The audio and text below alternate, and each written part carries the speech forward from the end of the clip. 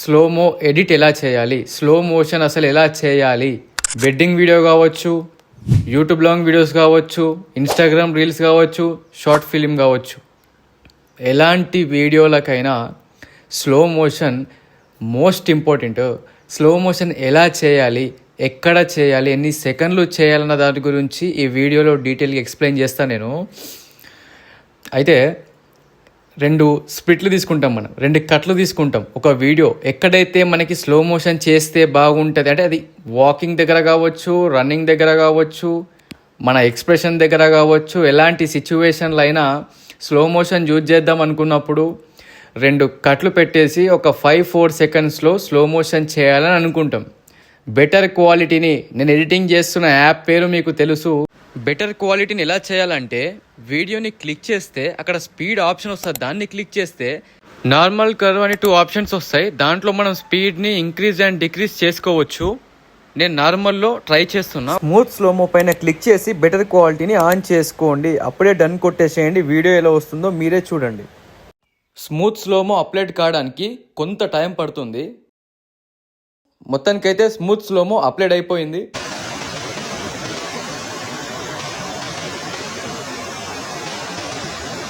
మళ్ళీ ఒకసారి వీడియోని క్లిక్ చేసి స్పీడ్ని సెలెక్ట్ చేసుకోండి. సెకండ్ ఆప్షన్ని క్లిక్ చేయండి. దీంట్లో మీకు నచ్చిన కర్వ్ని మీరు చూస్ చేసుకోండి. డ్యూరేషన్ని మీకు నచ్చినట్టు సెట్ చేసుకొని ఫైనల్గా వీడియోని చూడండి ఎలా వచ్చిందో.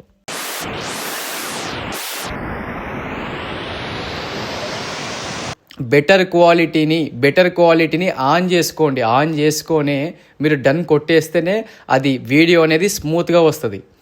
మీరు ఆ బెటర్ క్వాలిటీని ఆన్ చేసుకోకుండా డన్ కొట్టి మీరు వీడియోని చెక్ చేసుకోండి. ఒకసారి షేక్ అవుతూ ఉంటుంది వీడియో మొత్తం.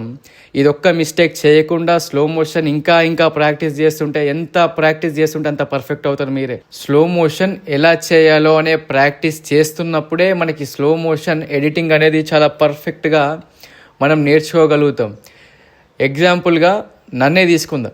ఇన్స్టాలో 40 సెకండ్ రీల్ని అప్లోడ్ చేసిన స్లో మోషన్ ఎలా చేయాలి అన్న దాని గురించి 40 సెకండ్ల వీడియోనే ఉంది కాబట్టి అంత క్లారిటీ ఉండకపోవచ్చు అందరికీ.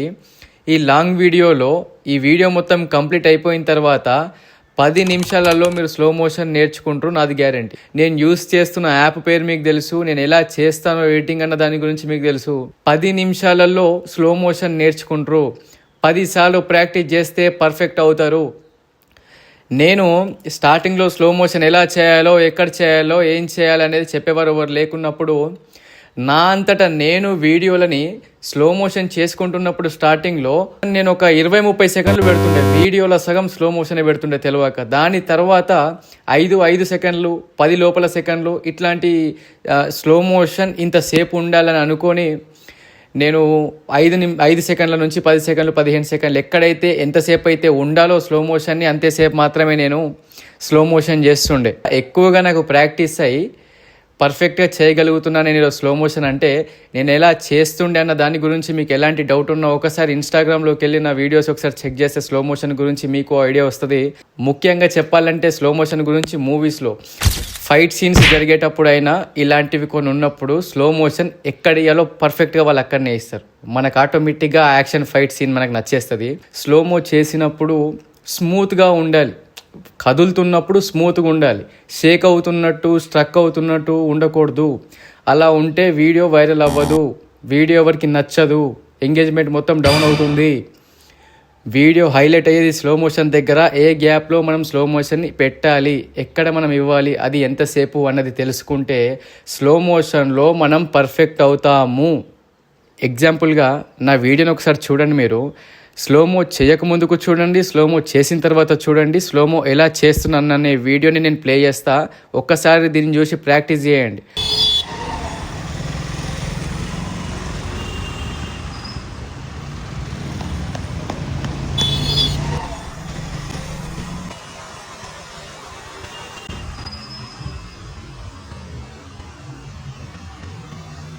ఫైనల్ వన్ ఒకటి, మీ ఫ్రెండ్స్ అండ్ ఫ్యామిలీ మెంబర్స్కి ఎడిటింగ్ నేర్చుకుందాం అనుకున్న వాళ్ళు ఎవరైతే ఉన్నారో వాళ్ళకి ఈ వీడియోని షేర్ చేయండి. ఎలాంటి డౌట్ ఉన్నా కామెంట్ చేయండి. తెలిసినంత మట్టుకైతే నేను చెప్పడానికి ట్రై చేస్తాను. నెక్స్ట్ వీడియో మీ దాకా రావాలంటే సబ్స్క్రైబ్ చేసుకోవడం మాత్రం మర్చిపోకండి.